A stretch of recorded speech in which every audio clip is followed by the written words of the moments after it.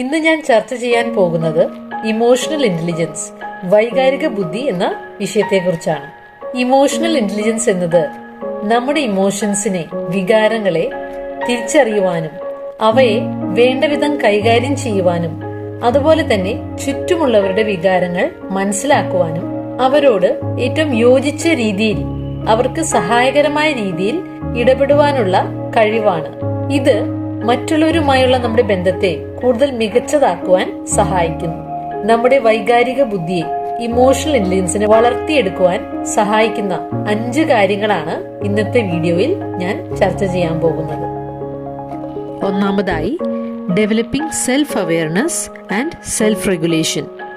സ്വയം അവബോധവും സ്വയം നിയന്ത്രണവും വളർത്തിയെടുക്കുന്നത്. നമ്മൾ നമ്മളെക്കുറിച്ച് തന്നെ, നമ്മുടെ വികാരങ്ങളെക്കുറിച്ച് തന്നെ അവബോധമുള്ളവരായി മാറുമ്പോൾ ഏറ്റവും യോജിച്ച രീതിയിൽ ആളുകളുമായി ഇടപെടുവാൻ നമുക്ക് സാധിക്കുന്നു. തീവ്രമായ ഇമോഷൻസിലൂടെ കടന്നു പോകുമ്പോൾ അവയെ ശ്രദ്ധിക്കുവാനും അവയുടെ പിന്നിലെ കാരണങ്ങൾ കണ്ടെത്തുവാനും ശ്രമിക്കുന്നത് സെൽഫ് അവെയർനെസ് വളർത്തിയെടുക്കുവാൻ നല്ലതാണ്. മൈൻഡ്ഫുൾനെസ് പ്രാക്ടീസും സെൽഫ് അവെയർനെസ് വളർത്തിയെടുക്കുവാൻ സഹായിക്കുന്ന ഒരു നല്ല വഴിയാണ്. നമ്മൾ സ്വയം അവബോധമുള്ളവരായി മാറുമ്പോൾ മാത്രമേ മറ്റുള്ളവരെ മനസ്സിലാക്കുവാനും അവരെ പ്രചോദിപ്പിക്കുവാനും നമുക്ക് സാധിക്കുകയുള്ളൂ. ഇത് ശരിയായ തീരുമാനങ്ങൾ എടുക്കുവാനും തർക്കങ്ങളെ കൈകാര്യം ചെയ്യുവാനും സഹായകരമായ ഒരു പ്രത്യേകതയാണ്.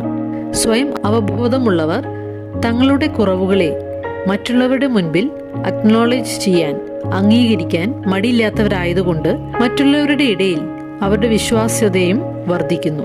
സെൽഫ് അവെയർനെസ്, സെൽഫ് റെഗുലേഷൻ ആർജിച്ചെടുക്കുന്നത് കൂടുതൽ എളുപ്പമാക്കുന്നു. നമ്മളെ തന്നെ സ്വയം നിയന്ത്രിക്കുവാനുള്ള കഴിവാണിത്. സെൽഫ് റെഗുലേഷൻ വഴി നമ്മൾ നമ്മുടെ വികാരങ്ങളെയും പ്രേരണകളെയും സ്വഭാവത്തെയും നിയന്ത്രിക്കാൻ പഠിക്കുന്നു. കൂടെ കൂടെ പോസ് ചെയ്ത് ഡീപ് ബ്രെത്ത് എടുക്കുന്നതും ട്രിഗറിംഗ് ആയ ഒരു സന്ദർഭത്തിൽ മുറിയിൽ നിന്നും പുറത്തു പോകുന്നത്, അല്ലെങ്കിൽ അല്പം വെള്ളം കുടിക്കുന്നതും മറ്റും നമ്മുടെ ഫീലിങ്സും ചിന്തകളും കൂടി ചേർന്ന് നമ്മൾ പൊട്ടിത്തെറിക്കാതിരിക്കാനും സെൽഫ് റെഗുലേഷൻ വളർത്തിയെടുക്കുവാനും സഹായിക്കുന്നു. രണ്ടാമതായി, എംപതൈസ് വിത്ത് അതേഴ്സ്. മറ്റുള്ളവരെ സഹാനുഭൂതിയോടെ കാണാൻ ശ്രമിക്കുന്നത്. മറ്റുള്ളവരുടെ സ്ഥാനത്ത് നിന്ന്, അവരുടെ ഭാഗത്ത് നിന്ന് ചിന്തിക്കുന്നത് അവർക്കൊരു കാര്യം എങ്ങനെ അനുഭവപ്പെടുന്നുവെന്ന് മനസ്സിലാക്കാൻ സഹായകരമാണ്. ഇത് മറ്റുള്ളവരോട് സഹാനുഭൂതി കാണിക്കുവാനും അവരോട് ആദരവോടെ പെരുമാറുവാനും അവരുടെ പ്രതിസന്ധികളിൽ അവരെ ആശ്വസിപ്പിക്കുവാനും സഹായകരമാണ്. ഇതൊരു കോർപ്പറേറ്റ് സെറ്റപ്പിൽ എംപ്ലോയീസിന്റെ സഹകരണം അല്ലെങ്കിൽ പങ്കാളിത്തം വർദ്ധിപ്പിക്കുവാനും അങ്ങനെ പ്രൊഡക്ടിവിറ്റി കൂട്ടുവാനും അങ്ങനെ ശക്തമായ ഒരു കമ്പനി കൾച്ചർ ഉണ്ടാക്കിയെടുക്കുവാനും സഹായിക്കുന്നു. അതുകൊണ്ട് കിട്ടുന്ന അവസരങ്ങളിലൊക്കെ മറ്റുള്ളവരെ കൂടുതൽ മനസ്സിലാക്കുവാൻ ശ്രമിക്കുന്നത് എമ്പതി എന്ന സ്കിൽ വളർത്തിയെടുക്കുന്നതിന് നല്ലതാണ്. മൂന്നാമതായി, പ്രാക്ടീസിംഗ് ആക്റ്റീവ് ലിസണിംഗ്. മറ്റുള്ളവരെ കേൾക്കുന്നതിൽ പരിശീലിക്കുന്നത്. മറ്റുള്ളവരെ കേൾക്കാൻ ശ്രമിക്കുന്നത് നമ്മുടെ വൈകാരിക ബുദ്ധിയെ വളർത്തിയെടുക്കുവാൻ സഹായകരമാണ്.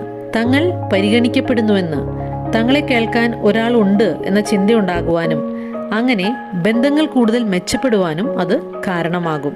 മറ്റുള്ളവരുടെ സംഭാഷണത്തിൽ ഏർപ്പെടുമ്പോൾ മറുപടി എന്തു പറയണം എന്ന ചിന്ത അല്ലെങ്കിൽ മറ്റു ചിന്തകളിലും മറ്റും മുഴുകാതെ അവർ പറയുന്ന കാര്യത്തിൽ ശ്രദ്ധ കേന്ദ്രീകരിക്കുവാനും അതുമായി ബന്ധമുള്ള കാര്യങ്ങൾ ചോദിക്കുവാനും അവർ പറഞ്ഞതിൽ നിന്നും മനസ്സിലായ കാര്യങ്ങൾ എന്തെല്ലാം എന്ന് തിരിച്ചു പറയുവാനും മറ്റും ശ്രമിച്ചുകൊണ്ട് ആക്റ്റീവ് ലിസണേഴ്സ് ആകാൻ നമുക്ക് നമ്മെ തന്നെ പരിശീലിപ്പിക്കാം.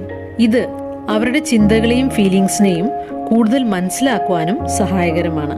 നാലാമതായി, പോസിറ്റിവിറ്റി വളർത്തിയെടുക്കുക. ഒരു പ്രതിസന്ധി ഘട്ടത്തിലൂടെ കടന്നു പോകുമ്പോൾ നമ്മൾ പോസിറ്റീവായിരിക്കാൻ ശ്രമിച്ചാൽ അത് ചുറ്റുമുള്ളവരെയും കാമായി, ശാന്തരായിരിക്കുവാൻ സഹായിക്കും.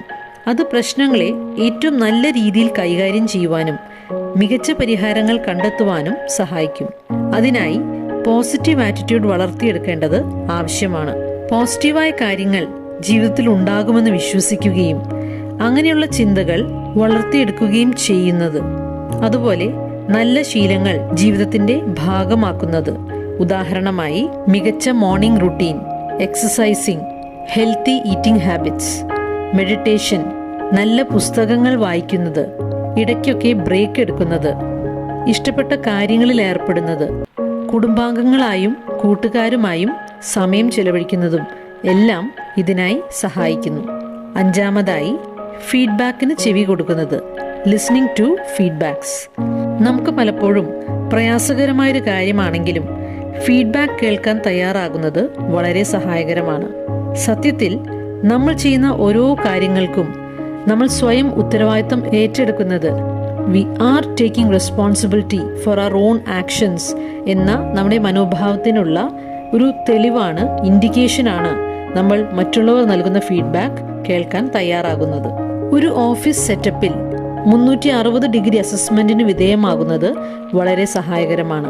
ഇവിടെ ഒരാൾ തൻ്റെ മാനേജറിൻ്റെയും സഹപ്രവർത്തകരുടെയും തങ്ങളുടെ അതേ പൊസിഷനിലുള്ള മറ്റുള്ളവരുടെയും പ്രതികരണം ചോദിച്ചറിയുകയാണ് ചെയ്യുന്നത്. ഇതുവഴി കുറേ പുതിയ ഉൾക്കാഴ്ചകൾ കിട്ടുവാനും തങ്ങളെക്കുറിച്ച് തന്നെ അറിയാതിരുന്ന പല കാര്യങ്ങളും മനസ്സിലാക്കുവാനും സാധിക്കും. വലിയ കമ്പനീസ് മിക്കവാറും തന്നെ ഈ 360 ഡിഗ്രി ഫീഡ്ബാക്ക് എടുക്കുന്നവരാണ്. കാരണം അത് ലീഡേഴ്സിന്റെ സ്വയം അവബോധം വർദ്ധിപ്പിക്കുവാനും അങ്ങനെ ടീം മെമ്പേഴ്സുമായുള്ള ബന്ധം മെച്ചപ്പെടുത്തുവാനും സ്ട്രെസ് കുറയ്ക്കുവാനും ഓവറോൾ വർക്ക് പ്ലേസ് ഇഫക്റ്റീവ്നെസ് കൂട്ടുവാനും സഹായിക്കുന്നു. പല കമ്പനികളും വ്യക്തികളെ ജോലിക്കായി ഹയർ ചെയ്യുമ്പോൾ ഇമോഷണൽ ഇൻ്റലിജൻസിന് വളരെയധികം പ്രാധാന്യം നൽകുന്നുണ്ട്. അതുപോലെ മിക്കവാറും നല്ല കമ്പനീസ് എല്ലാം തന്നെയും ഇമോഷണൽ ഇൻ്റലിജൻസ് ട്രെയിനിങ് എംപ്ലോയി ഡെവലപ്മെന്റിനായി കൊടുക്കുവാൻ ശ്രദ്ധിക്കുന്നവരാണ്. ഇമോഷണൽ ഇന്റലിജൻസ് വളർത്തിയെടുക്കുമ്പോൾ നമ്മളിൽ സ്ട്രെസ് കുറയുന്നു. പേഴ്സണൽ ആൻഡ് പ്രൊഫഷണൽ ഡെവലപ്മെന്റ് നമ്മളിൽ നടക്കുന്നു. സോഷ്യൽ ആൻഡ് കമ്മ്യൂണിക്കേഷൻ സ്കിൽസ് നമ്മളിൽ മെച്ചപ്പെടുന്നു. ഉൽപാദനക്ഷമത, പ്രൊഡക്ടിവിറ്റി വർദ്ധിക്കുന്നു. ആളുകൾ തമ്മിലുള്ള ബന്ധങ്ങൾ, കെട്ടുറപ്പ് മികച്ചതാകുന്നു. നമ്മൾ നല്ലൊരു ലീഡറായി മാറുന്നു.